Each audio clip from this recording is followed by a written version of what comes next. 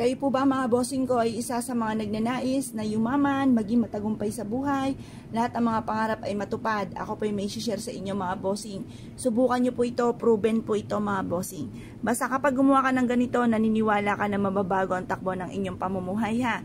Kasi baka po kayo po ay meron din kagaya kong nakakausap na hindi niya maiwasan dahil siya po ay marami problema pinagdadaanan ang pagiging negatibo. Kasi yun po yung nasa isipan ninyo, hindi matutupad ang kahilingan. Kaya kailangan alsin-alsin nyo muna. Tunay naman na napakahirap alsin, lalo na kung marami kang pagsubok na pinagdadaanan. Kaso hindi po makakatulong mga bossing. O siya, sige, subukan nyo po muli na isipin ng mga negatibo. At huwag nyo tong alsin sa inyong isipan. Ewan ko lang kung hindi sumakit ang inyong ulo. Ewan ko lang kung hindi mauwi yan sa depression or kaya magkaroon kayo ng karamdaman. Kaya alsin nyo na po yan. Lalo-lalo na kung gagawa ka ng ganitong mga pamamaraan.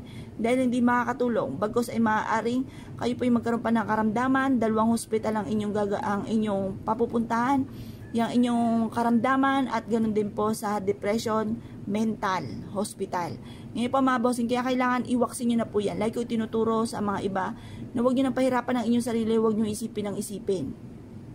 Kasi once na inisip nyo inisip, nasakit lang ang ulo ninyo at hindi maganda magiging resulta. Kaya subukan nyo na po ito, bukod sa panalangin ng team, iiyak nyo sa mahal na Panginoon ko ano man yung inyo pong nararamdaman, ko ano man ang mga pagsubok na yan, at pagkatapos ay tapos na. Huwag nyo nang isipin ang isipin. Makakatulong po ito upang sa ganon, kayo po ay magtuloy-tuloy ang pasok ng swerte at hindi na po kayo muling mamumblema patungkol sa usapin ng pera. Proven po ito, basta't may 100% kang paniniwala sa mga gatong mga pamamaraan. Ngayon po mga bossing, gamitin natin ang asin. Proven po ito, marami kang pwedeng gawin. Unang-una, maglagay ka ng isang basong asin sa likod ng pintuan ng main door.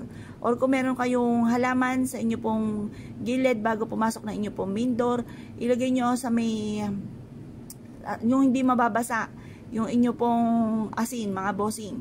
Kapag kayo nagdilig, huwag nyo isasama sa pagdidilig kasi hindi maganda kapag tuyo na or kaya basa na ang ati pong asin. Ngayon pa mga bossing, maglagay ka po dyan, swerte po yan. Magtatawag yan ng swerte at magtataboy ng kamalasan. Pwede rin naman na huwag kang magpapawala sa center table or kaya sa pagkainan kung saan ka nakain para masigit ka maswerte. Pwede rin naman na maglagay ka ng asin sa ilalim ng inyong higaan or kaya ay magpaligo ng kaparanggot na asin tuwing umaga kapag naligo po kayo. Maglagay ka ng konting asin sa inyo pong inyong timba at makakatulong po ito upang sa ganon kayo po ay hindi malasin at instead na maka-attract ng negatibo habang kayo natutulog ay puro swerte ang darating. At syempre huwag kang makakalimot magdasal, magpasalamat at humingi ng gabay mga bossing. Subukan nyo po ang asin mga bossing dahil ito po isa sa mga subok na very powerful at napakasimple at ito po ay makakatulong upang sa ganon instead na kayo malasin ay puro swerte naman ang darating sa buhay ninyo. Kada isang buwan, maglagay ka sa bawat strainer ng kaunting asin, magbudbud ka or isang kutsara kung marami po kayong asin. Makakatulong po ito para instead ikaw ay malasin ay puro swerte ang darating sa buhay ninyo. Kaya kung kayo po naniniwala at naisyo po itong gawin, ay siya mga bossing, good luck po sa inyo po lahat.